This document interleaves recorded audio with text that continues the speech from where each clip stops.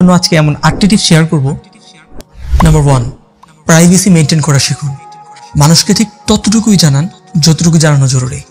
নিজের প্রাইভেসি এবং নিজের গোপনীয়তাকে সম্মান করুন। নাম্বার 2, দায়িত্ব নিতে শিখুন। প্রবলেম সলভার হন। আপনার সমস্যা অন্য কেউ এসে সমাধান করে দিবে না, নিজের জীবনের দায়িত্ব নিন। নাম্বার 3, একবারে আরামপ্রিয় হওয়া যাবে না, কমফোর্ট জোনে বন্দী হওয়া যাবে না। আরাম, আয়েশ, অলসতা, এডিকশন এগুলো সব ডিপ্রেশনের দুনিয়ার সস্তা টিকিট।